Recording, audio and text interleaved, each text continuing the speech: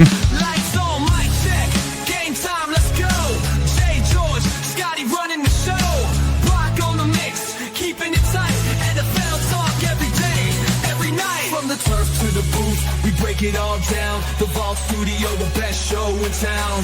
Show in town, let's show in town, let's show in town. Lights on, mic check. Game time, let's go. Jay George, Scotty running the show. Rock on the mix, keeping it tight. NFL talk every day, every night. Everybody, and welcome to the Vault Studio NFL podcast. I'm your host, JA, and I'm joined by one co-host tonight. Scotty, how are you, big dog? I'll get the Vipers out for the Vipers out. for the big fella. We've got Tommy on the ones and twos as normal. Hello. Now, I don't want to... Hang on, no, socials. Oh, socials. Get on the socials. Instagram, Facebook. I forgot that last night. We'll get to this. TikTok, YouTube, and Twitter. Give us a follow, comment, give us a hard time. We love it. We love having a bit of an argument. Obviously, we are late for this show, but we have our Sunday show coming up, live show. Big announcement coming on that show this week, guys. Huge announcements coming up there for some, I'll tease it, a bit of a sponsorship deal we've got going on. So super excited, ironed it out today. It's all set up. So we'll announce it on the Sunday live show, which we can't wait. Loved the live show last week. So make sure you're tuning in. 8:15 sharp. We start on Sunday night. Goes for about an hour. Get into bed. Get ready for the 3 a.m. games if you're a psycho like us and want to get up and watch it. Yep. And yeah, so George isn't here tonight. We've had to remove him from the podcast. He's just had too many altercations. I've had to get rid. No, I'm kidding. So we had a bit of with his own ego. we had a mishap last night. We obviously always record on a Wednesday night. If you can tell, this is a Thursday released on a Friday morning. We had a bit of a sound issue. We're good for one of these a season. This is our first and last one. We thought this year we'll pick the most important round to have some technical issues. So we recorded a podcast till 11:30 or so last night, and then when we downloaded it to upload, there was absolutely no sound in the microphones. Everything was going through. We actually don't know what happened. It just didn't. We just got cucked. Just got cucked. Just got cucked. So unfortunately, George couldn't make it tonight. He had other plans. I think the gym, because he's a gym bro. Yeah. But we miss him, and we're going to try and make the podcast as exciting and fun as it was last night. But hopefully, it was a ripper last night. It was an awesome show. It was like that. The basketball Olympic practice they had, and they reckon it was like the best game of basketball ever played, but no one knows about it. Yeah, that was the podcast last night. Maybe it was pretty much the same. It was the same thing. So unlucky. Yeah, it's like unlucky for 100-point game. Which definitely exists. It definitely happened. Everyone knows. Just like last night's podcast, it definitely exists. Let's crack straight into it. We want to start with the Monday night football game, which was the Bills and the Ravens. Sunday night football game. Sorry, my mistake. The Monday night one was the Vikings. Sunday night football game. Bills got over the line 41-40 after being down. I think it was 18 points in the fourth quarter at one point. Yeah, it was 40-15, I think. Yeah, so it was 35-15. Yeah, and then Josh Allen, and I have no problem. I genuinely think he is now the best football player in the NFL. Oh, he won the MVP that game. He just won the MVP straight up for the season.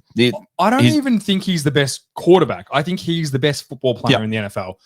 And in fairness to Lamar, he obviously going to take less light from this game than what Allen got, but he was phenomenal too.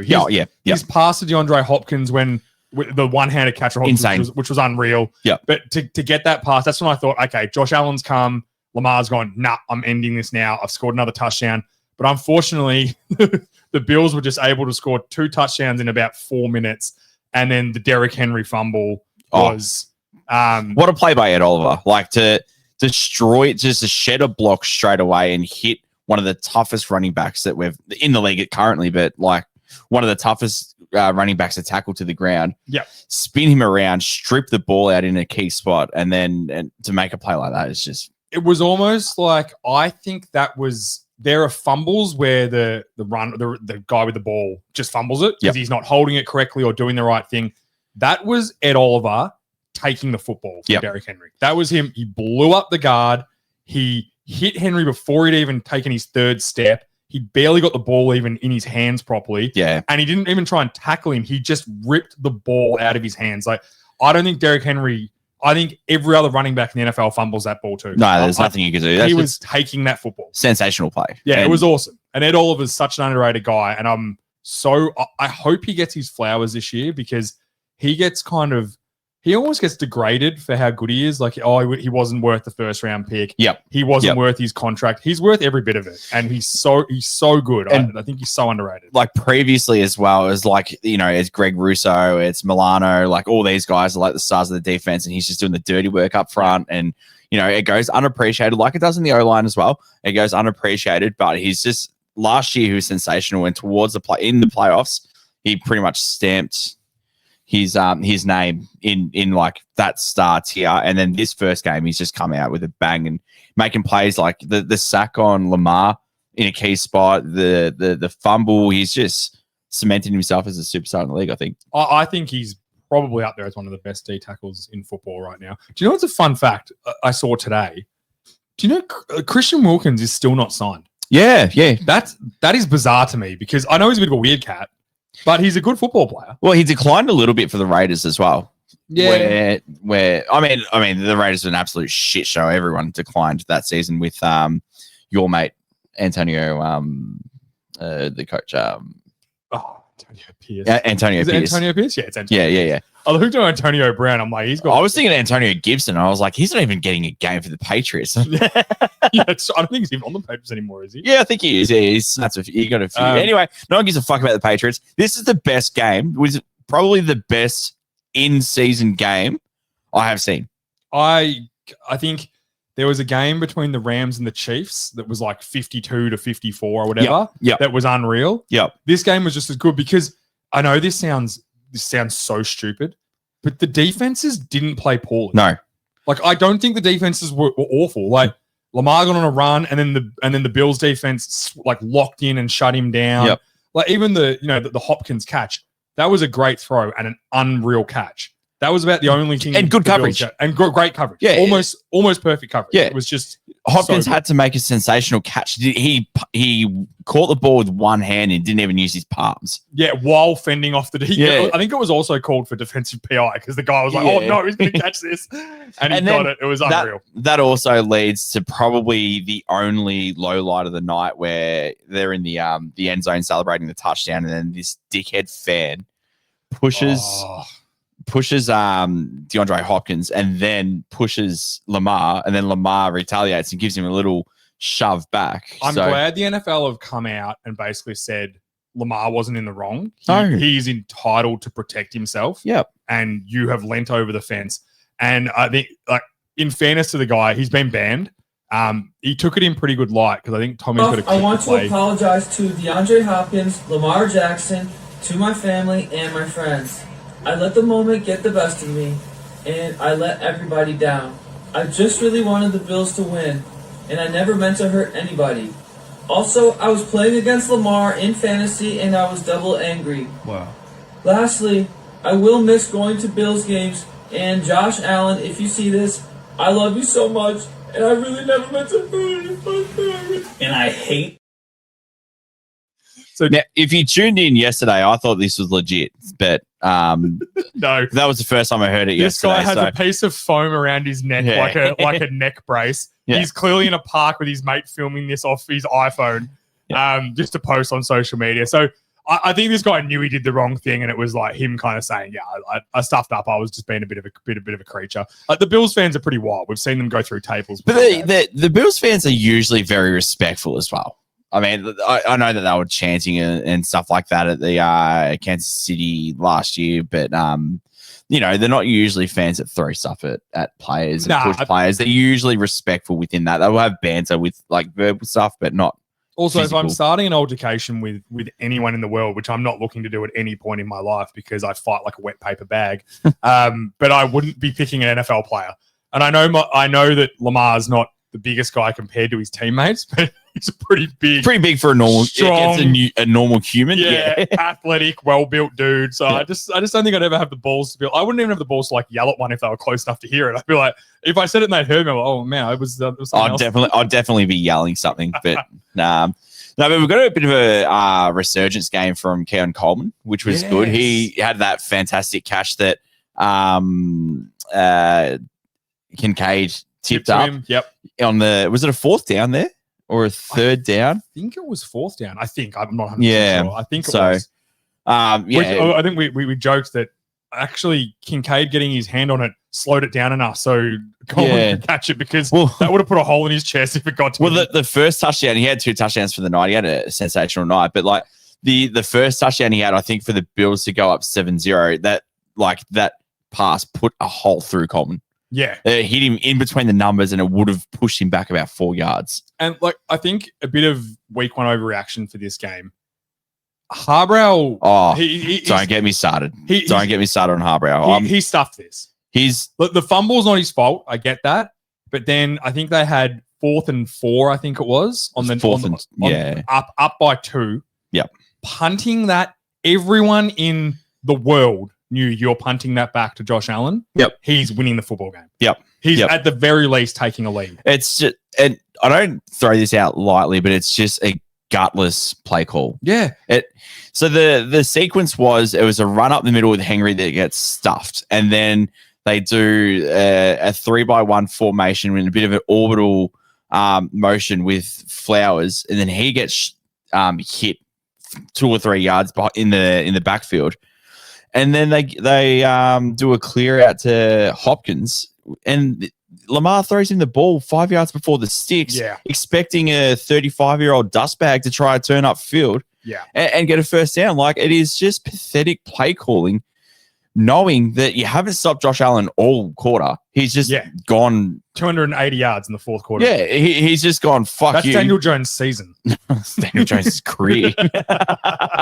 But like you haven't done a thing to slow down Josh Allen, and then you go, oh, we'll just go vanilla conservative play calling. Yeah, the punt was terrible. I said if he goes for that there and they lose off the bat of Derrick Henry and Lamar Jackson trying to make a play, no one's blaming him. It's like, cool, no stress. Even if you go for time.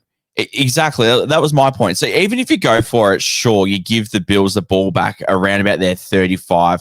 Probably you're putting a lot of pressure on a kicker that just signed 14 hours ago, just mind you. Yeah. But you've got all 3 of your timeouts. If you stop them getting a first down, you get the ball back with 1:30. Yeah.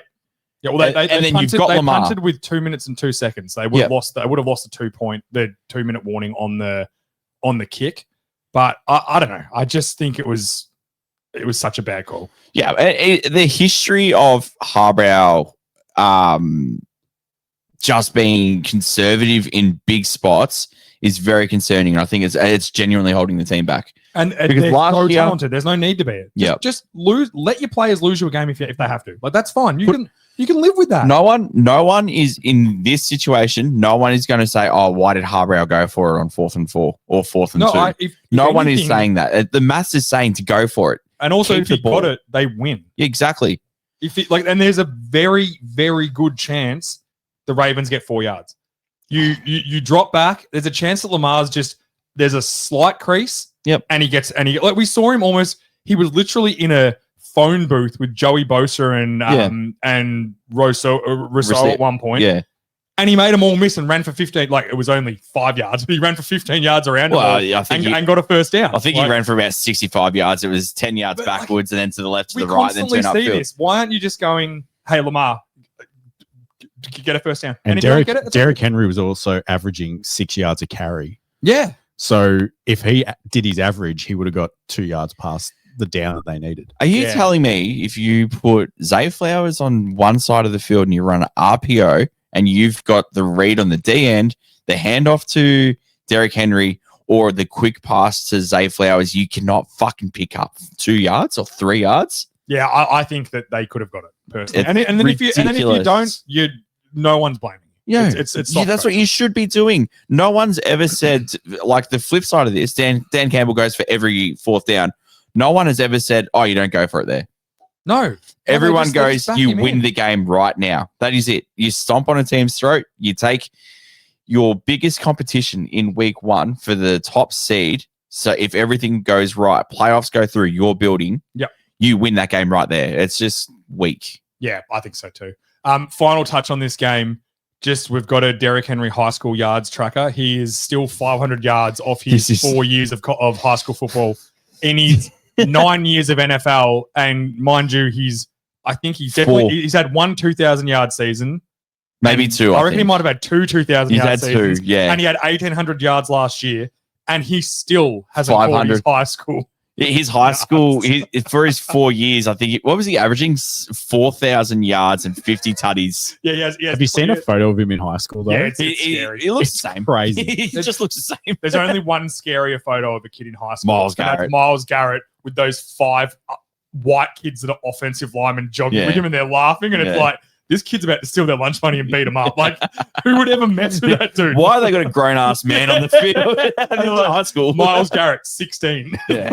Yeah, damn. Just quickly on this game, Yep. do you think this is almost Josh Allen's legacy game to be like how Pat Mahomes was a few years ago, that you just don't give him the opportunity to beat you? I think so. I think it was the game against the Chiefs where he ran on the 4th down and scored the touchdown. Yep. To ice the game.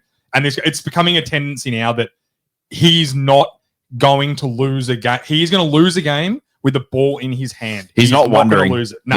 Yeah. And I respect that. You never want to die wondering. He's been burnt too many times on the other side of that with Mahomes in the divisional round and 2 of the last 3 years. Yeah. So he just goes, nah, we win or lose with me right now. And McDermott knows that now. Yeah. If these situations were flipped, McDermott goes for it and he takes his Oh, chances. hands down. I don't think it's even a question. I don't think Josh Allen's even looking at him. No. Before the drive starts, he's like, we're going for it on 4th down. Yeah. Unless it's 4th and 20, we're going for it on 4th Yep. down. So you've got 4.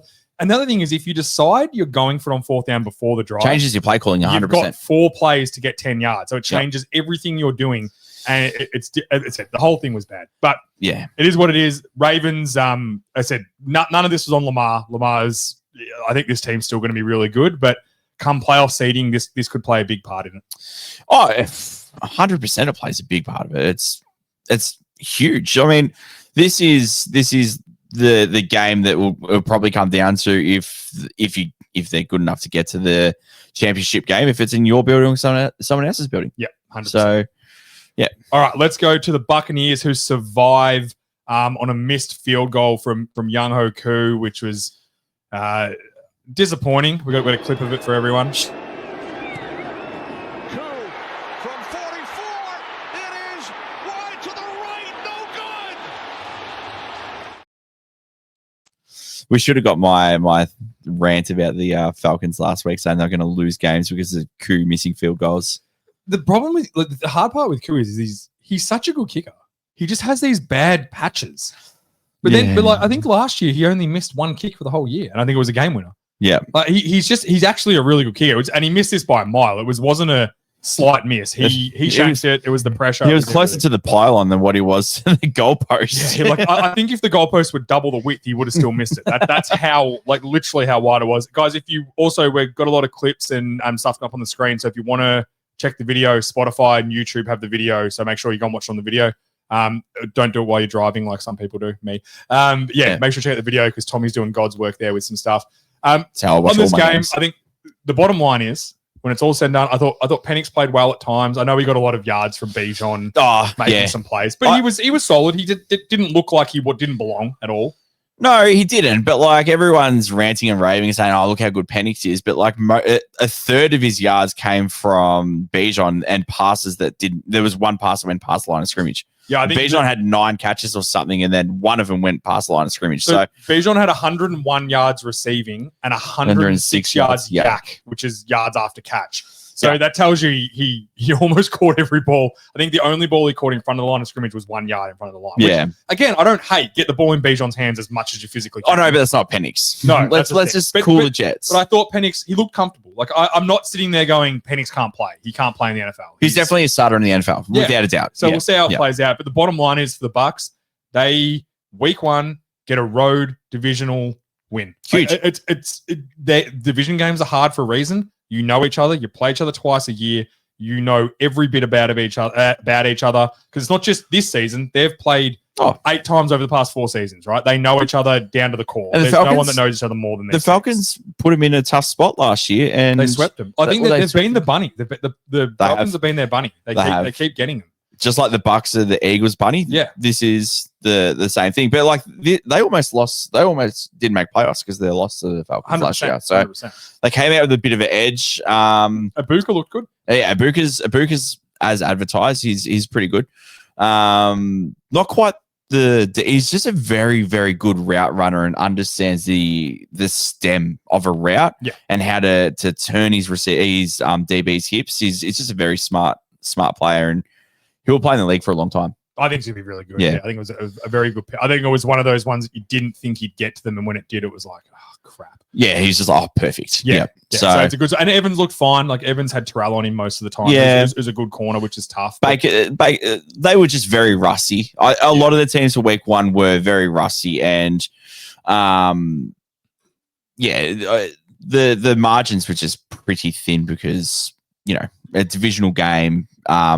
You don't really know what to expect. The Falcons defense was suspect and probably going to be a liability for the year. And it was definitely the Bucks offense floundering, not the Falcons defense dominating them. They got a little bit more pressure than what they had previously, but I think that probably comes down to Tampa Bay missing Wirfs. Wirfs is a massive loss for them. And also just not playing. They played 4 snaps or 1 series. Yeah. So and Baker looked definitely rusty. The fourth quarter he got going. When he needed to, he was just like, oh yeah, I'm going to win this now. Yeah. No worries. All right, let's go to Just quickly, Drake London also got injured in the fourth quarter of that game. The coach yesterday said that he should be all good to go. So yeah, and they didn't have Mooney either. So Mooney, I think, might come back this week. He had a limited practice today. So money with 2 O's. That's Mooney, baby. He's a good player. He's a good player. I like Mooney. I like Mooney a lot. Let's go, Tommy. We're going to give you some flowers because on our live show Sunday night, if you didn't tune in, Tommy made the claim that if the Browns were ever going to get a win over the Bengals, that it would be this week. And because, they'd catch them lacking and they'd think they weren't as good as what they are. And really, and we said this about the Cowboys losing the game last week to the Eagles. Yep.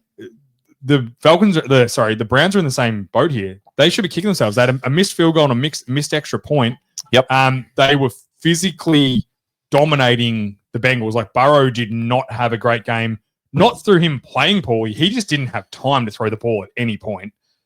He took the biggest hit, one of the biggest hits I've ever seen when Myles Garrett stunted inside and just went a free rusher up the middle and annihilated him. That's malpractice. I can't believe he got up. I was shocked he got back up. Like, credit to him for getting back up.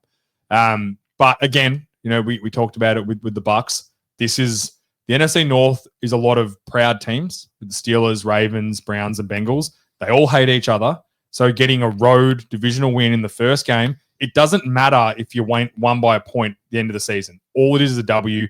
The Bengals are notoriously bad starters, and this was a bad start. A terrible start. And they still scraped away a win. If they weren't playing one of the worst teams in the league, they would have got pumped. In credit to the Browns, defensively, they're going to be okay. Well, Jim Shorts has always had Burrow's number. Yes.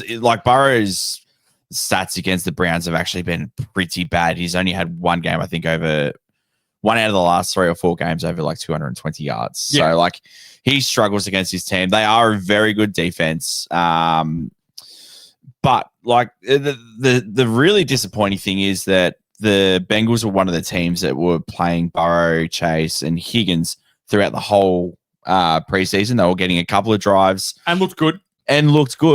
Come out to when the real bullets are flying and they look as suspect as ever. Yeah. I think they're in big trouble.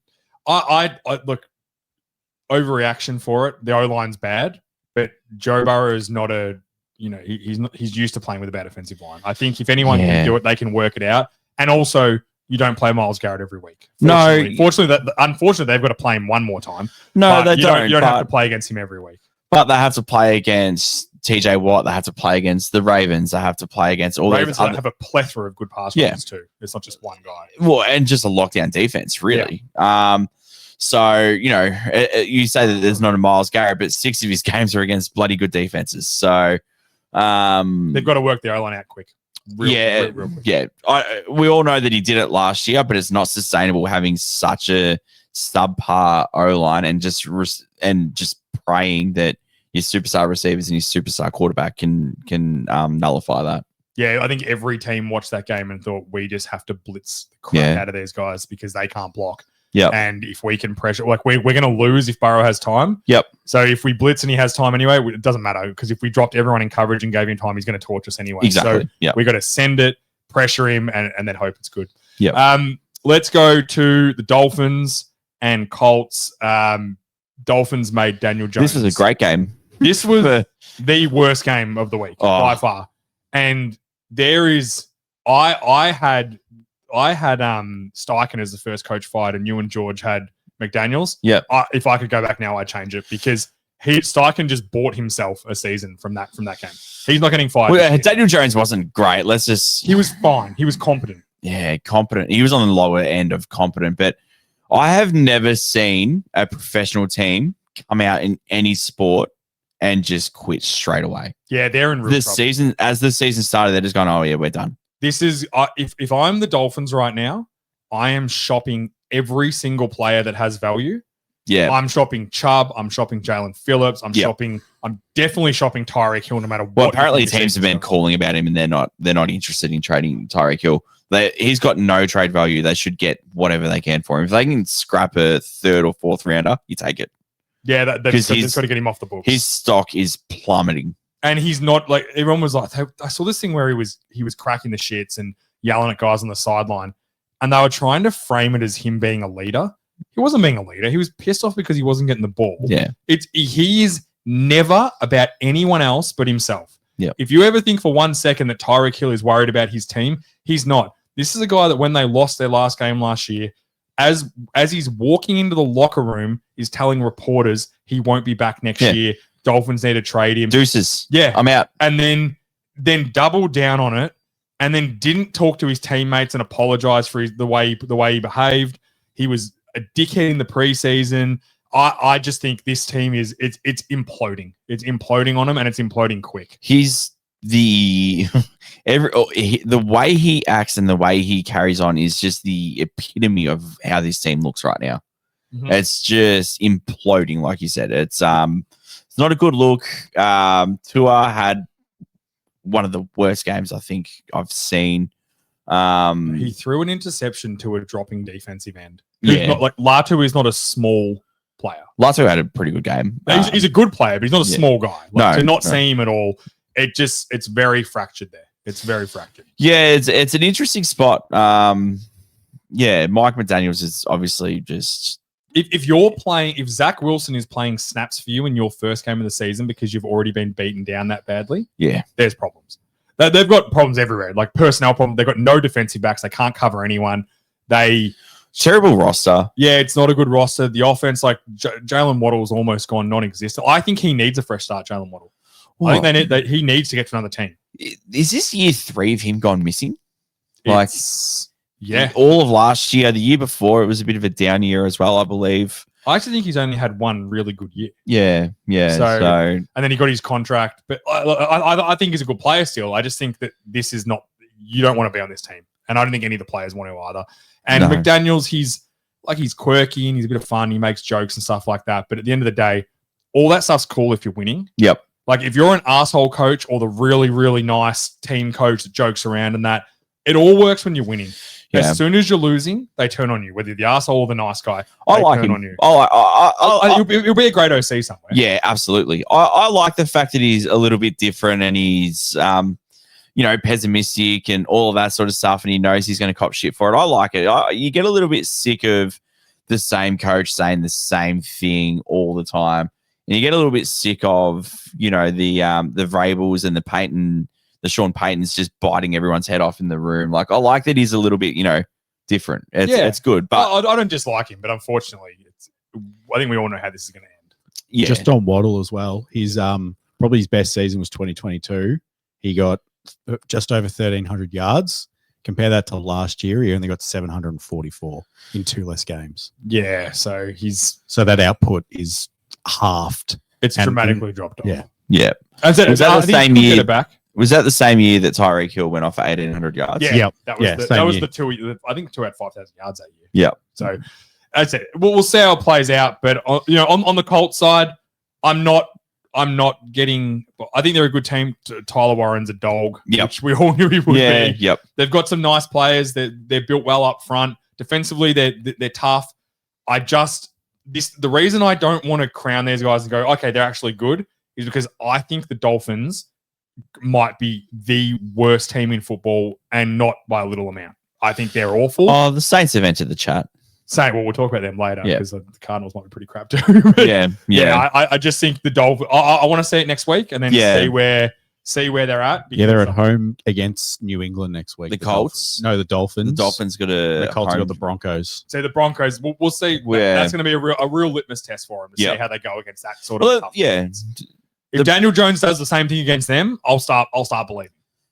Yeah, well, I personally don't think that would happen, but he wasn't fantastic. He was fine. missing wide open guys as well. It was the same old Daniel Jones.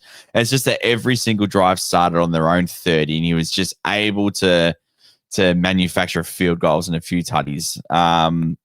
But yeah, interesting. It was the first time since 1974 that a team has scored on their first 7 drives.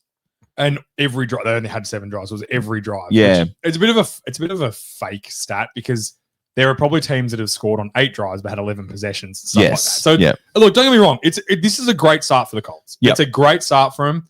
I want them to be good. I like the Colts a lot. Yeah. And I don't think this division is, that stacked in anyone's favor of those 4 teams. I think the Titans will struggle, but the Jags, Texans. I still think the Texans will work it out. I think they will too. The Texans' defense is something else. That is a phenomenal defense. Well, let's segue into the Texans who lost. I think it was 19-4. It was 6-14, I believe it was. 14-9. 14-9. Yeah, So I think the biggest scare for here is I know the Rams are a very good defense and a very good pass rush. Well, good defense is probably wrong. They're a very, very good pass rush. Yes, that D-line's outstanding. Verse looked unreal. Yeah. Unblockable. He's depoy. I told you. I don't think you're far off. I think he was really good. The concern is Stafford played well. Stafford did a good job. They only scored 14 points, but the Texans defense is legit. They're a very, very good defense. Like the way the strip fumble from Al Shahir in the third quarter there, where he just took the ball. Like, if the receiver was smart, he would have just dropped his head a little bit lower so he hit him in the head because Shazier was just all back and head down. But he didn't. He hit the ball out, and that's how he plays. He plays to inflict damage, which I don't hate at all from a linebacker. No. I think that's how they should play. Yep. And you're going to cop some penalties from playing like that, which he does. But that's the guy. That's that sort of He guy plays you with an want, edge. you want on your Yep. team, right? But so yeah, Rams fantastic, but the Texans defense is good. So I'm not gonna shade you for only scoring 14 points against that defense because you did what you had to do. But the Texans offensive line is a huge concern. It was a concern last year, and they got rid of Tunsil, who wasn't amazing, but he was certainly better than who they had at left tackle. I think it was Cam Ward, not Cam Ward, the guy from the Steelers they signed, but he struggled. They could not block anyone at all. Yeah, I wanted to see some better scheming coming out of the Texans, but let's just give both these teams another week before I start judging. But yeah, I think it is definitely concerning, the O-line and not having time to even set up some sort of rhythm and they can't run the ball. They're in a bit of a spot, but let's just see if they can steer the ship here. Yeah, I'm going to have confidence in D'Amico Ryans. I'm going to have confidence in Stroud for a couple more weeks at least. Yeah. I think they have a pretty easy game next week, I thought, or an easier game. The Texans. The Texans? Yeah. They got they're playing the late game, I think. Late game? Yeah, Bucks. Bucks. Okay, so not easy, but I don't think the Bucks are the same defense as what the Rams are. So, No. but they said that's a game they've got to go in. They're going to go and win that game now. Yeah. They have to win that game and steer the shit right. Well, if they don't win, they've got to look very competent on offense. They've got to look not like they just get shut down, and they need to hold the other team to 2 field goals to win games. Yeah, for sure. Do you think the O-line and the same thing with the Bengals as well could really cost their team because they're one good hit on a quarterback away from their quarterback missing weeks, and then all of a sudden they're both in serious trouble? So I think having an offensive line as terrible as the Bengals and the Texans it's a disgusting team building. Like we all know, I'm a big build from the inside out. Yeah. The Texans, if they knew their offensive line was going to be this bad, which everyone kind of knew it was going to be bad, why trade Tunsil for nothing? Like, it doesn't make sense. I firmly believe there's something going on in the locker room Was it where he wanted a new contract? Like, I don't know. no, But I think that's the coach realizing that he's not putting in. He's just like, well, if you're not, if you're not walking the same way the rest of the team is, see you later. yeah, that's fine. Like, Domenico Ryan's that sort of coach. Yeah, I believe so. He is a culture guy. He Yep. was a culture guy as a player. Yep. He was a Texans star. Yep. And the Texans are a very new team. If people don't know, they only came in 2001. 2001 or around that mark. 2003 or something. Yeah, so that they're a very new team, and in terms of the rest of the NFL. Yep. So I think the fact that he was a star and a culture setter for the Texans as a player, and now he's doing that for the Texans again as the head coach. Yep. He's setting up the way he wants. I'm not worried about him as a coach or anything like that. Their first year was 2002, so they were bought in 2001. Their first season was. So I was pretty much bang on without getting the right number. Yeah, head coach Dom Capers. Well, there you go. Season. And they got extra draft picks. They obviously drafted David Carr, not Derek Carr, and Andre Johnson that first year. Yeah, but they've had some good years, so I think they deserve to be in the right. They deserve a bit more time to get this right. Yeah. I think they can. I think Stroud's good enough. I don't think he's a bust. Going back to your question, I'd much rather be in the Texans scenario and having an elite defense than being in the Bengals scenario than having no defense and elite receivers. Because the offensive line being awful negates so much of what the Bengals do, which is their star receivers and star quarterback. Yeah.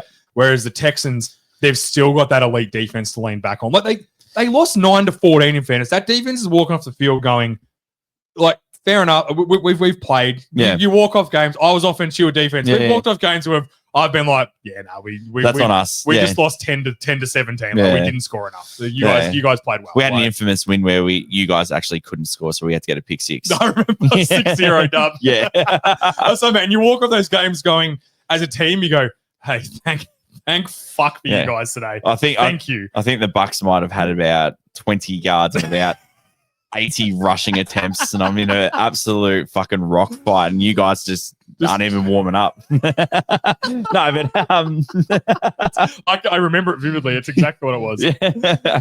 But no, yeah, I both these teams I think showed flashes. They were rusty. This is going to be the theme of the night, like I said. I think the Texans are still very good, and I think that I've got faith that they will get over this O-line. It's obviously not good. I have faith that they will scheme themselves some opportunities to get in rhythm and score some points. Yeah, for sure. All right, let's go to a team that I don't think can scheme themselves into good rhythm and getting points, and that's Bryce Young and the Panthers. This hurts me to the core. Put a line through him. I'm done. Because we've stung the Bryce Young song. I tried. And George, I kind of wish he was here for this bit because he looked happy as a clam last night. Yeah. When we were bringing this up, because he's been a big, I think hate is the wrong word, but he's been a big criticizer of Bryce Young. Yeah.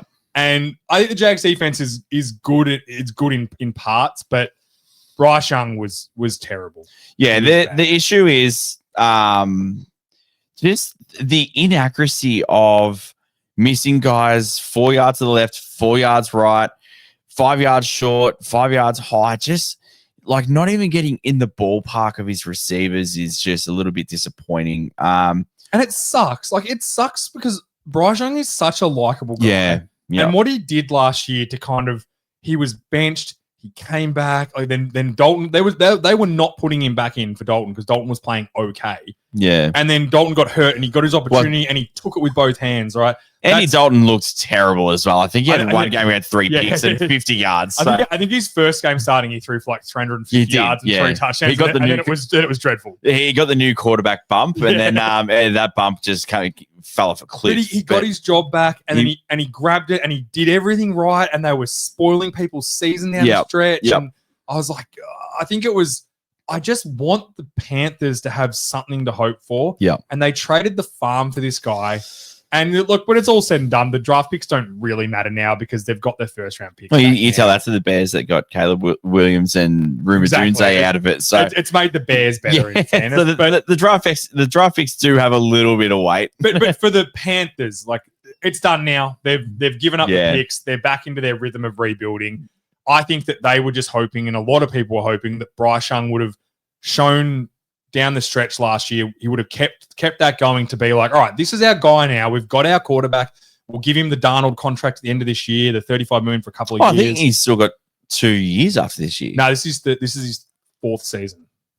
So I think they No, it can't be. He's in the CJ Stroud draft. Oh, he That's was his too. So third this is year. his 3rd year. So they've got 3rd year. So they're going then to pick the up his 4th option year. at the end of the year. Yes. End of this season. Yeah, they can. Yeah. Like at this point, if he plays like this every game, they won't pick it up. Oh, if he plays like this every game, he may not be in the league. Yeah, it was bad. Like, we'll see how they go next week. I've given a few teams the benefit of the doubt for the week 1 Russ, and I'm not giving Bryce Young the benefit of the doubt. I'm putting a line through him. You're done with him? I'm done. I'm holding a slight bit of hope, but I'm done. There's not much left. There's not much left. And it sucks. I It like sucks. Canales too. I really rate Canales. Chuba Hubbard's very underrated. Ted McMillan looks like he's legit. The pieces are starting to form around it. The O-line's good, not great. It's On the I'm Jags running out of front, excuses. That's a problem. I want to give more excuses, but I don't have any more to give. Yeah. My only excuse I can say is let's see how he goes next week, and hopefully he can show something. On the flip side of this game, because we kind of said in the preview that this was almost a Lawrence versus Bryce Young. Yeah. Lawrence, without being phenomenal, he was good. He looked good. Etienne was outstanding. So good that Tank Bigsby got traded. Yeah. After the game, they Cook's my traded him. fantasy team, so rip They off. traded him to the Eagles, I believe. Yes, I did. Yes. So have fun being the 3rd string Bigsby. He's been 2nd string there. I think so. I'm trying to think who their backup is. Well, they've got Not Gainwell anymore. no, and they've got the AJ Dillon, the old Packers. Oh, running yeah, the back. Quadzilla. Quadzilla. So, Yeah. Quadfather. but either You're way, right. He's probably your third yeah, string. Yeah. He'll be their short down sort of back. But ETN played so well that they were like, all right, this competition's over. ETN's our guy, which I like that they've gone with that. They were pretty high on Tootin as well. So I think that Tootin may have won the backup role, and then they're just gone, oh, well, let's just get whatever value we can out of Bigsby. But Lawrence looked good when the game was on the line, and I think they just tried to get out of the stadium pretty quickly after that. It'd be let's see how they look in a couple of weeks. They might be ascending. It was a good start for Lawrence. I Yeah. think he can do more. And I think if the game went the way that he needed to do more, he could have done more against the Panthers. He just didn't really need to. Some of the shit that they were throwing just to get Travis Hunter. Travis Hunter the ball was a bit shit, but you got a bona fide alpha number 1 receiver, and you're throwing him as a decoy to get Travis Hunter the ball. How did you see Travis Hunter's first game in the NFL? It was fine. He had, I think, what do you have, 6 catches? Yeah. He had 6 catches, only 33 yards. It was a lot of short stuff. Yeah. He looked fine though. He didn't look out of his depth at all as a receiver. Rookies, it's hard for rookies. It's his first game. There's obviously going to be a period where he picks up on the speed of the game, and that was obvious that he thought he could make guys miss. And it's like, oh no, you're not in Colorado anymore. You're not playing against some country bumpkin bloody. I don't know who they play against. Yeah, like Little I know Colorado they play football. State and all these other sort of 2nd-tier college teams. You're playing against legit players now. Yeah. You're playing against the 1% of college. Yeah. He looks like he will pick the little parts of being a receiver up, and he'll be good. But it's an experience. So And he only played 4 snaps on defense, which wasn't enough to know how he was. well, I think they've announced today that he'll be playing more snaps on defense. Yeah, okay. So- Look, it's a fun thing to watch this season how it plays out for Travis Hunter. That's probably overselling it. Fun's probably interesting. It's gonna be interesting to see how they use him and do stuff with him. So Yeah. all right, let's get to our next game. Raiders surprise win over Georgia's Patriots. Yeah. And This wasn't a good game though. no, this was this was just a I don't even know. It was boring to watch. The defenses weren't great. The offenses weren't great. Coaching was, fine. It was just one of those games. Brock Bowers is genuinely legit. Oh yeah, he's a Their other young receiver, Thornton Jr. is legit as well. Snake McDaniels is just handcuffing the offense and running bloody. I've forgotten his name again. Fumbles. What's his name? lube hands. No, that was the lube hands was another call. I forgot, we missed that. That's the worst part of the podcast I recorded last time. We missed lube hands. Cinder block lube hands. who's the Stevenson running Stevenson into Andre Stevenson. they're running Stevenson into a brick wall 15 times, and they've got a pocket rocket in Hendrickson there and not running him. And Yeah, it wasn't great. It wasn't. Look, this game. This was two coaches trying to prove to each other whose team was tougher. yeah, And yep. at some point, you've got to like put the running back away and be like, let's win a football game. Yeah. And that's what Gino was able to do with the play calling. He was able to basically go, I'm going to win this game from a couple of big plays. And it was really the difference. He was able to get chunk plays, and I Yeah. think that pretty much just came into effect. But Genty, what do you think about Genty? Because I think that the speed of the NFL, and sure, he had a fantastic college year, but playing in the Mountain West, he doesn't play against good competition. He didn't get these stats against SEC or Big 12 football or anything like that. He had a couple of plays where you can see the talent, but a lot of the plays where it's... I'm not worried, but it's an ominous start for him. Yeah. Like he had his touchdown run was nice. Yeah. What I liked about him was the blocking wasn't great. He runs Get used hard. to it. Yeah, it's going to be not great for a long time. Yeah, he runs hard, and I think what he needs to like get used to the speed of the game and where the cuts are. The cuts aren't as big, the lanes aren't as big. Yep. You have to take a tiny little gap, read it, and take it. And I think he'll get better with that. I don't think he looked awful. No. Neither of the teams ran the ball well in this game. No. And it's because both defenses knew these coaches just want to run the ball at each other. It was honestly, it felt like a toughness battle between Carroll and Vrabel. Yeah. It's like they were staring at each other from the opposite sides of the field, be like, I'm tougher than you. My team's tougher than your team. It was almost like they time walked back from the 60s Yeah. and they're just gone, hey, we're just going to kick a few field goals and try and win this one 6-3. Yeah, that's honestly what it felt like. Yeah. And it was not the most entertaining. At 3 o'clock in the morning, this was not By what the I wanted way, to fucking I think watch. both these teams are not going to be easy outs this season. No, that's definitely true. They're going to play hard. They're going to make you beat them. If you're a much better team than them, they're not going to just be like, oh, these guys, the Ravens are much better than us. Let's just bend over and grab our ankles. They're going to be like, no, let's fight these guys. Let's scrap and let's make them really earn this. They might lose by 2 scores, but it'll be tight in the third quarter. Yeah, I think they're not going to be walking. I think if you're a fan of both these teams, the current teams are going to be a lot better than the pathetic teams you rolled out last year. Yes, I think so too. You're going to be it's going to be enjoyable watching these teams. If you're a fan of these teams, if you're not a fan of these teams, don't worry about it. Yeah, that's receded. That's perfect. Not as good as lube hands, but it's perfect. Talk about two teams that are just unfun and unenjoyable. Cardinals survived the Saints. Thought that was a shot at my Seahawks. No, they're coming up later. We'll get to them. No worry. We can do them for 2 nights in a row. It'll be fun. We'll just get ready. Get ready, Tom. He's going to lay down, so I have to move the camera. We're going to have to do some psychology for him. I'm still fired up about it. Fuck the Niners. They're so fucking shit. We're not talking about the Niners. Cardinals and Saints. The throw Rattler made at the end to Juwan Johnson, which I'm not slating him for not catching it either. It was a perfect throw into really tough coverage. He got his hands to it. He got annihilated as the ball hit him. He almost brought it down. That would have tied the game up. But honestly, a 13-20, just terrible. It was just, it was not a good football. I actually rewatched this afternoon. Why? To see how bad it was. And I got a quarter in. That's how bad. And knowing the end, I was like, I've had nothing. Rat Dog looked okay. There was 0 touchdowns in the second half. A field goal each in the second half. Jesus if that's not Christ. bad football, and it wasn't like the Eagles-Cowboys game was because the defense were just smacking the crap out of each other. This was just two teams being completely incompetent. Yeah. Kyler Murray did have gastro the night before. Yeah. So that would play a part of it where, you've got your the day before the game routines and you go through and you eat your right foods and you're drinking your fluids. Instead of sitting on the toilet. Yeah, and you're just shitting out. With a bucket in You're just pissing out of your asshole. It's not where you want to be before a game, but... You're a very eloquent guy when it comes to illness. It paints the perfect picture. Everyone can imagine pissing out of your asshole. And you're like, oh, yeah, that's gastro. It's 100%. That's what he was at. So so... He was sacked 5 times. This was not a defensive prowess on both sides, and it was incompetent all over. Oh, yeah. Holding the ball a little bit too long, trying to get the deep pass instead of taking what the defense gives you is probably a little bit alarming, but it's week 1. They look well coached. Yeah. Arizona do look like they're well coached. They just I like Gannon.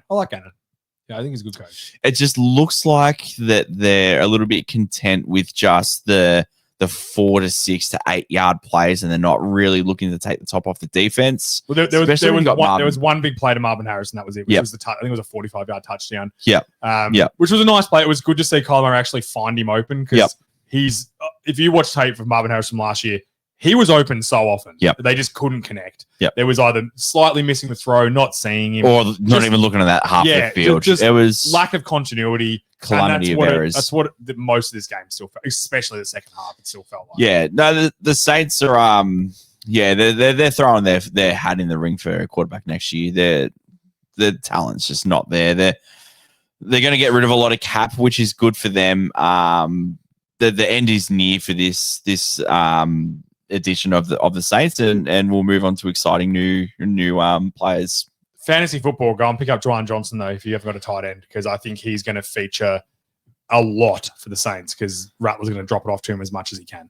Yeah. Him or Jonas Smith if he's on waivers. Did Olave get hurt again, I saw as well? I didn't say that, but I'm not shocked. I might have dreamt it. Either way, not a good game. It was just he's played one game and he needs to miss 6. So he's so good when he plays, though. This was not fun football, but we'll see how they go next week. Let's go to Aaron Rodgers, who proves that he can still play again. This game put a absolute pep in my step. I was up and about at 3 o'clock in the morning. I thought it was fun. We've seen peak football, and then Sunday night football comes, and I'm like, I thought this game would have been shit, but fun because it's a double revenge game from Fields and Rodgers. Yep. And what we got was Rodgers and Fields dueling it out for an hour. Yeah. Because in fairness, like Rodgers threw 4 touchdowns. He was really good. Yep. And I don't think the Jets defense is a slouch either. It was a good sign. But Justin Fields was we were concerned about him. Yes. We talked about him a couple of weeks ago. Yep. We were all concerned. He looked so good. He looked so sharp and ran the ball well. The thing with Fields was, and you look at his box score, and you're going to be like, what is it, 218 yards, and he's 70% completion percentage, which is good. But if you look at the box stat, you're going to be like, oh, he was a game manager. He was just dumping it down. He wasn't. He wasn't. No. He had 2 rushing touchdowns. He was good. Yeah. No. They looked explosive watching them. Yep. They looked like they were always threatening. And I don't think the Steelers defense is bad either. I think both these defenses are good, which gives me a bit of hope that both these teams could be okay.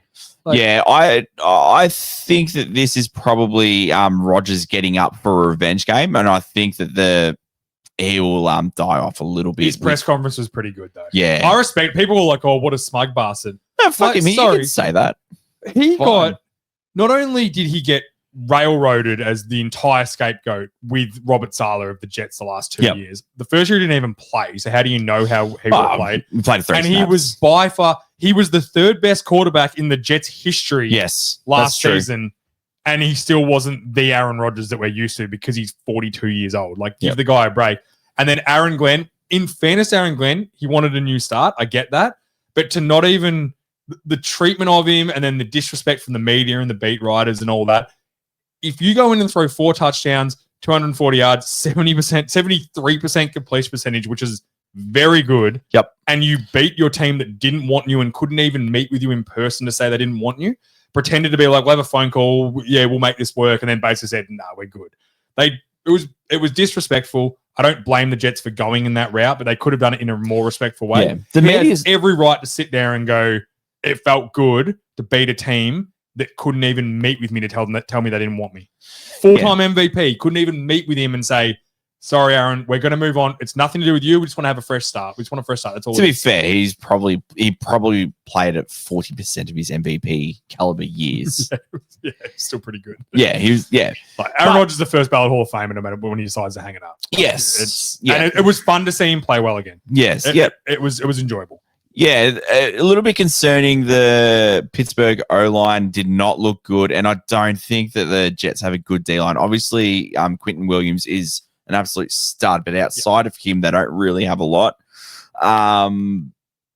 The play that Ramsey made to seal this game is just awesome. Phenomenal. That Ramsey played well the whole game. I thought he played fine. I've always been a Ramsey fan. He's good. He's just a very good hard-nosed player.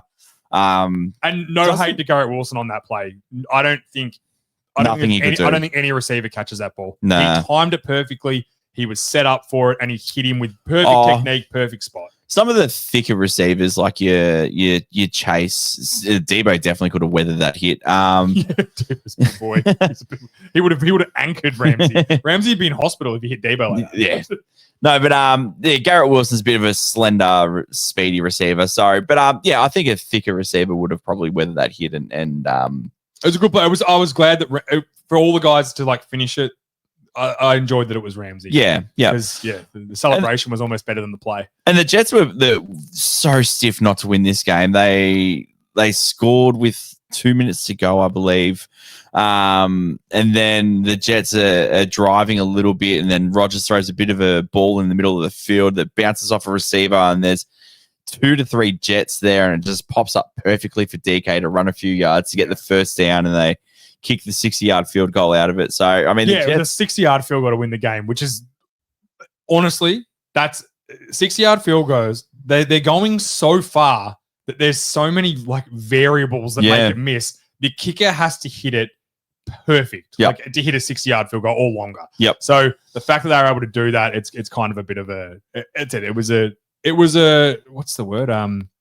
A good loss. It was a good loss. That was a respectable, Admirable loss. Admirable loss. Yeah. I'm looking for. Thanks, Tommy. The Jets are probably going to come out of this one going, we really should have won that game, and we sort of handed it off to the Steelers to win. And in all fairness, if they don't make that hit, they probably kick a field goal of their own with time expiring to win.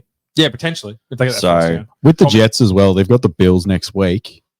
And I was just having a look at some That's not some betting. The over-under for the Jets-Bills game is 46 points. I would be taking the over on that.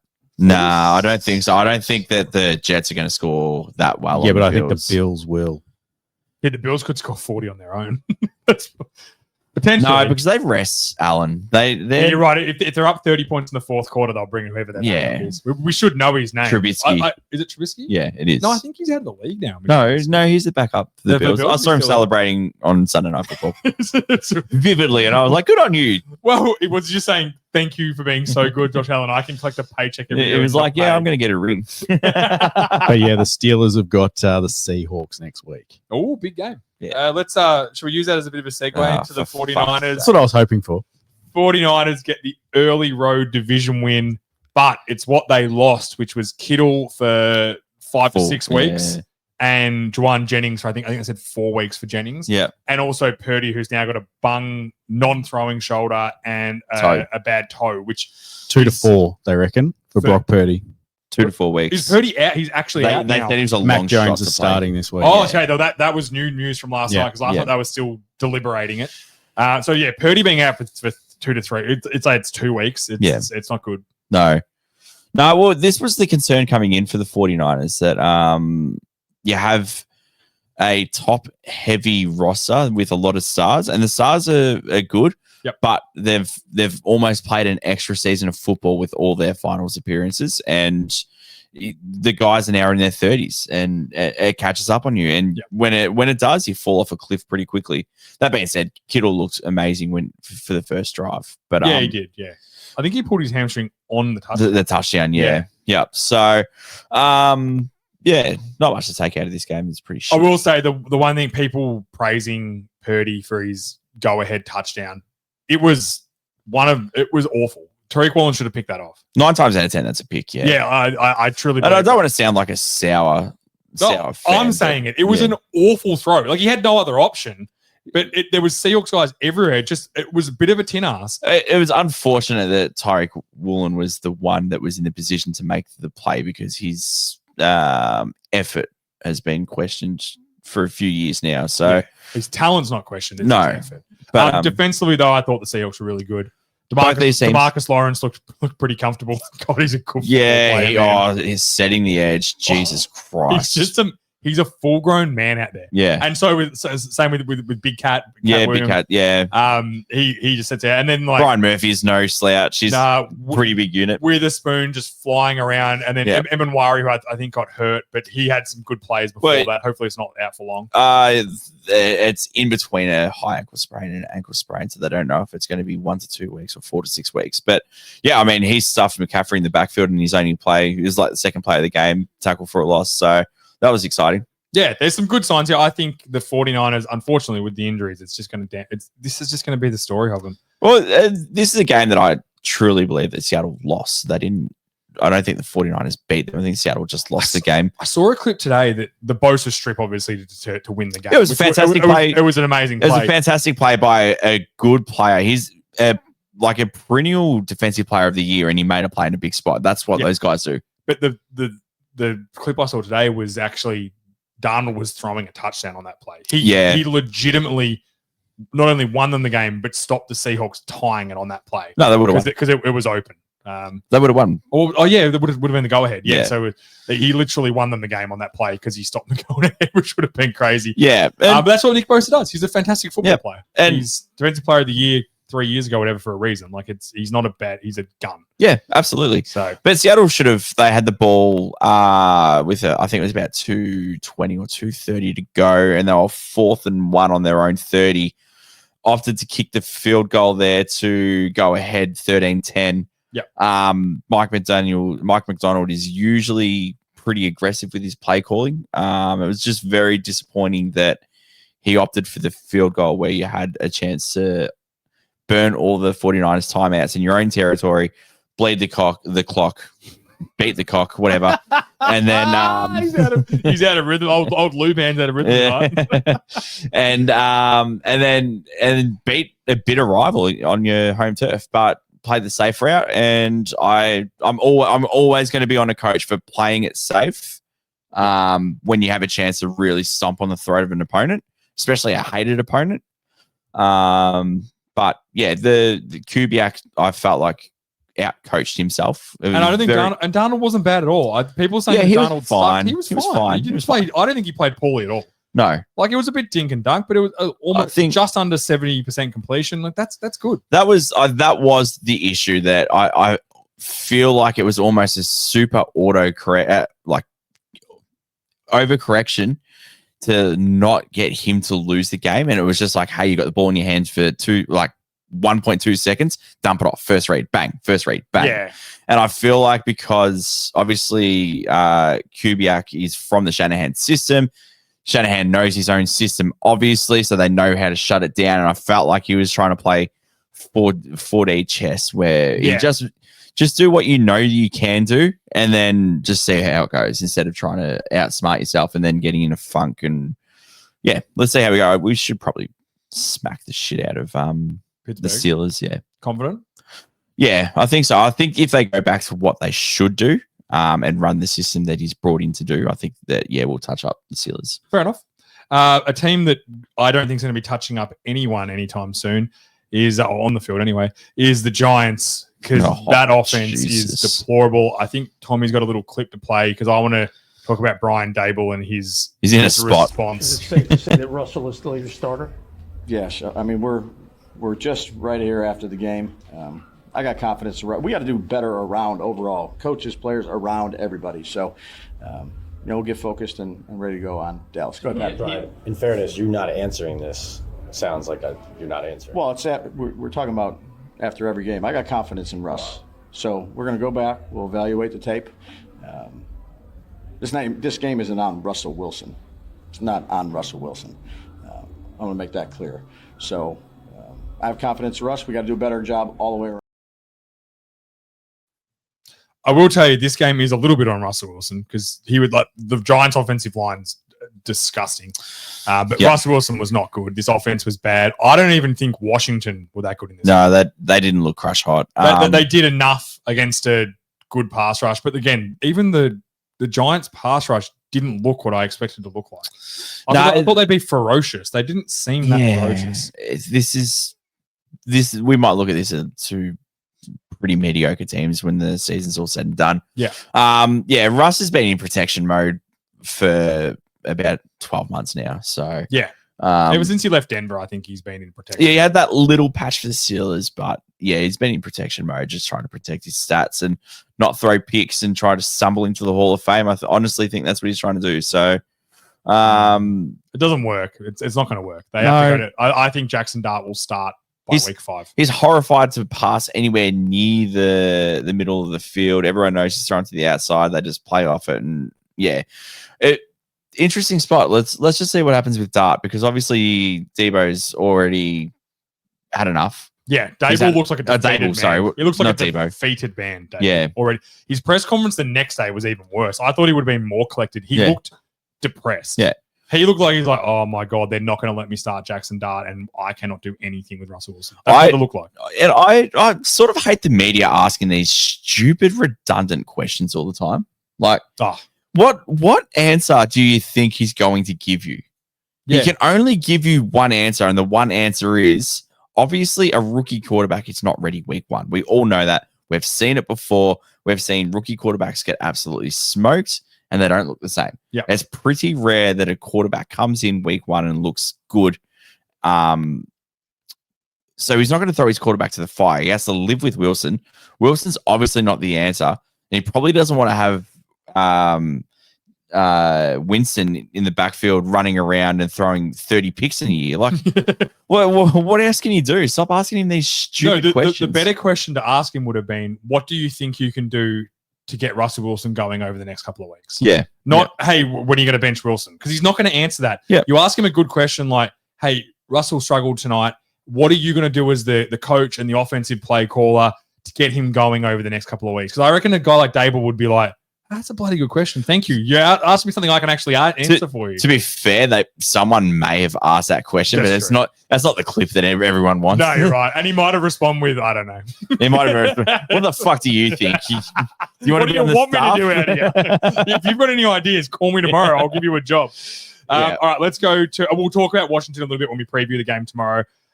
More about them there. So Cam Ward. I don't want to spend a ton of time on the Broncos Titans game, but I just want to highlight Broncos defense looked really good, but Cam Ward looked in no way out of his depth against what's probably going to be the best defense in football. In fact, his receivers let him down consistently. Yeah, this is where I was saying his receivers are literally running around with cinder block hands with lube on them.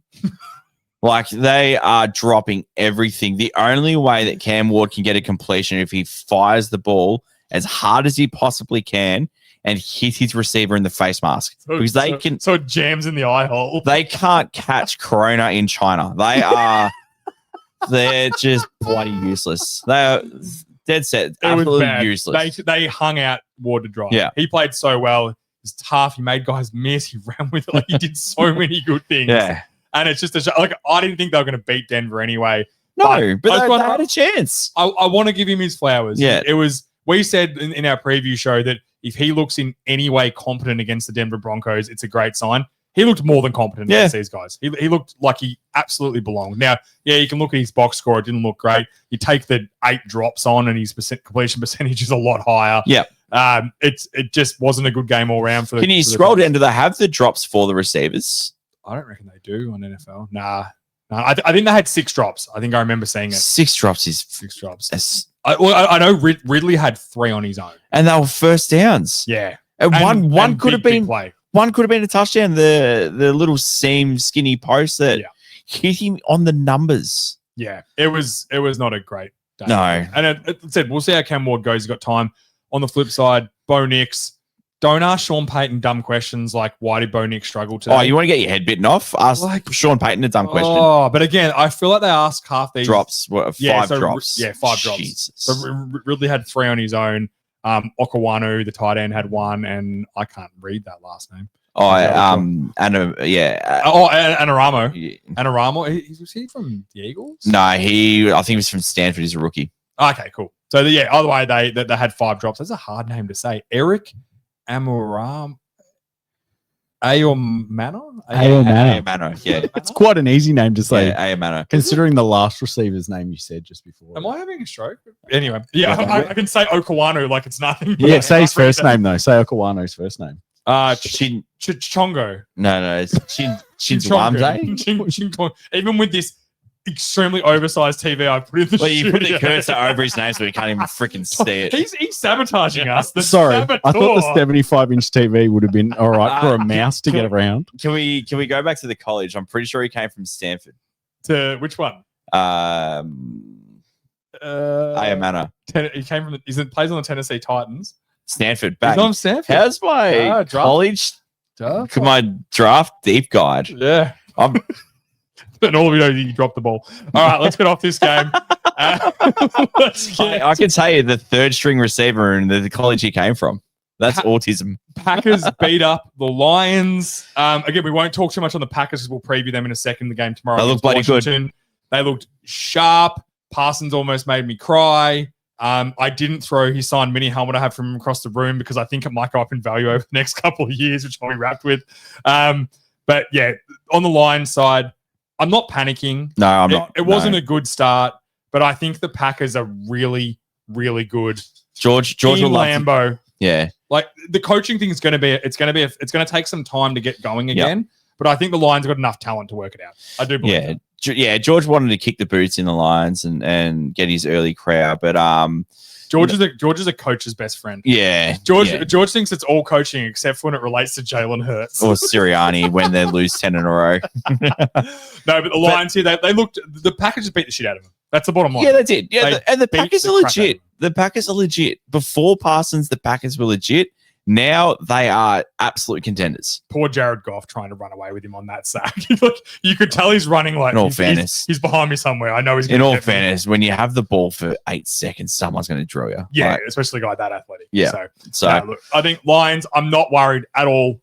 Let's see how they go next week. Who have they got next week? Was it the Bears? I think it was the Bears. Yeah, it was the Bears. Yeah, Bears next week. So I'm not super worried about getting the a roommate Bears. here. Yeah, Sadie's moved over to you.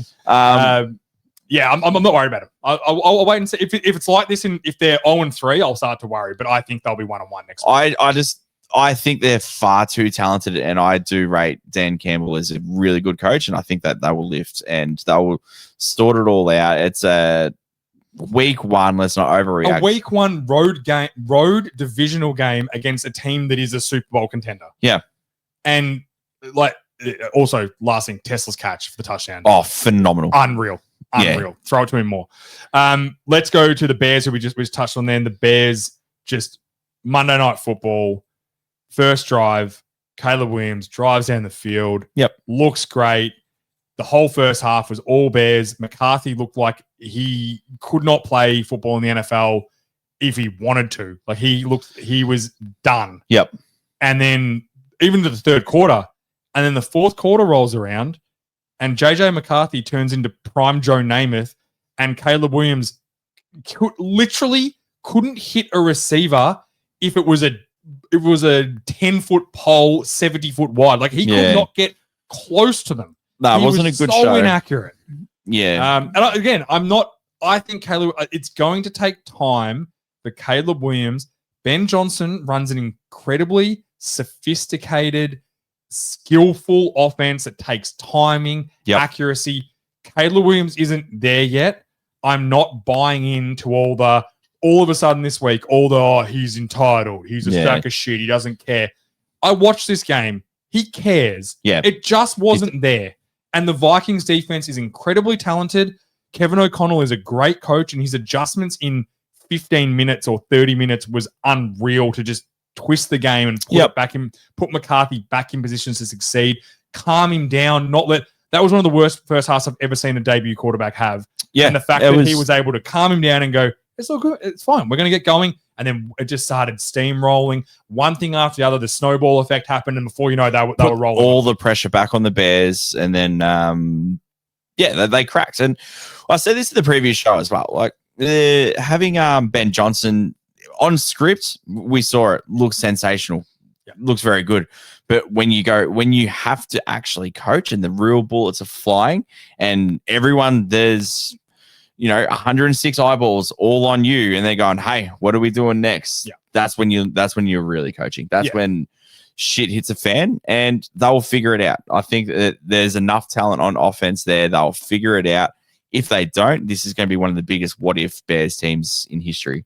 I think the division's just too tough. I think next year is when they're going to show next year's when they need to be ready to compete. But again, the division it could just keep getting makes better. no difference for next year. You need to be ready in 6 years' time. Yeah, they almost said like, can they just put Caleb Williams like in an ice chamber, Yep. like, and then just bring him back out in 6 years? Because it's just an unfortunate thing. But I said Vikings, great recovery. I'm going to give credit to JJ McCarthy. I literally said JJ McCarthy is the worst debut I've ever seen. And then I think an hour later, I was like, hey, spoiler alert for you because you guys weren't watching it. No, I was. I said, spoiler alert, JJ McCarthy can play. Fantastic. I would still like to see it for a little bit longer. He is. Let's just damper it a little bit. He had 140 yards. I think 7 yards. They were all in the fourth quarter. Yeah, but he's not. His whole history, I know he's a winner, and the stat was flying around. He's got 60 wins and 2 losses, or whatever it is. But he's not a gunslinger QB. He's not even a game manager at this point. Like, let's just pump the brakes a little bit. Let's just give it a few weeks. Let's see what happens. He's playing with a very, very elite defense, and he's got Jay Jettis, so it makes every quarterback. So and he's got Addison coming back. Darius or the left tackle. So the Vikings, this was more of a game where it made me feel better at the Vikings than anything else. No, I still think Vikings are going to be pretenders. No, I don't think so. I think they've got enough talent. Said again, the Bears are notorious losers. I want to see the Vikings play against the big boys. I want to see them. I want to see the Vikings, Eagles, Vikings, Packers, Vikings, Lions. Who do the Vikings have this week? Sorry, I put you on the spot there, Tommy boy. That's all right. I was just getting the game ready for the next game. Vikings, they are playing someone in the division, I'm pretty sure.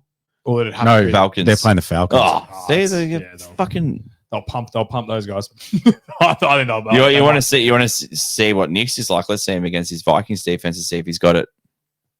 Not Nick's. Penix. Yeah, it's going to be a big test for Penix. Yeah. That's a good defense. Yep. All right, let's get to the game preview. It's in literally in 12 hours. The game will start. It is. You're right. Commanders at the Green Bay Packers. I'm just going to come out straight away and say it. I think the Packers are going to absolutely towel up Washington tomorrow. If Washington win this game, I will happily let everyone on the social medias tear me apart. But I cannot see a world after watching Washington against the Giants, how they are going to go in and even compete with the Green Bay Packers and their team. Micah Parsons is going to be even healthier. He's going to play more snaps. I don't see how they're going to compete with them. I honestly don't see it. And yeah, I couldn't agree more. I think this is going to be an absolute bloodbath. I think, just the talent on the two teams is just vastly different. And people call me a Daniels hater and all that, but like when he's compared to Love, he's trash. Like I actually think Daniels is the only reason Washington can be good. I just think the rest of their team isn't that great. Yeah. Like, call me an asshole. I just don't think they're that overly talented. No. I think Jane Daniels is the only reason that they could be a playoff team this year is because he's pretty magical and can get some stuff done. Like that's really the only reason I think it is because of him. I like him a lot. Yep. But I just think the rest of the team is not that good. And they're showing against an awful Giants team who had 4 first downs for the entire game, and you only put up 21 points. And one of them is on the Deebo Samuel run where Giants looked completely uninterested in tackling him. Yeah, Green Bay are not going to be uninterested in tackling Deebo. And their defensive backs are some of the best in the league. This is definitely going to be a litmus test to see where the Commanders sit. It's a fun test. It's going to be a fun test because this is going to – I already know Green Bay are going to be good this year. Yep. This game's going to tell me a lot about what Washington are. Because if they get blown out 35-12 or 14 or whatever, I'm going to be like, yeah, okay, Washington are what we think they are. Yep. If they compete, potentially winning's unlikely. But if they compete and keep it close and look like they can actually keep up with Green Bay in some areas, it might make me feel different. But as of right now, I don't think it's going to happen. At Green Bay, isn't it? Yeah, at Lambeau. Yeah, so like I said, I'd look for that line at 13.5, I think. And yeah, just the Commanders haven't played the Packers since 2022. So Jaden Daniels has never played in Lambeau Fields either. Like that is a whole different beast as well. Yeah, it's a hard field to play in. You don't get close to the fence at Lambeau because they'll let people push you and they won't suspend them for life. Yeah, they actually get a medal. Yeah, the cameras get turned off at Lambeau if you go close to the fence. Security guy, I'm just turning the body camera off for this conversation. Yeah, the cheese heads just come out of nowhere. They're crazy. Yeah. They're so passionate because it's such a small town. Like I remember Chris Bryan, who was used to do the shows a long time ago, who played in Green Bay for a couple of years.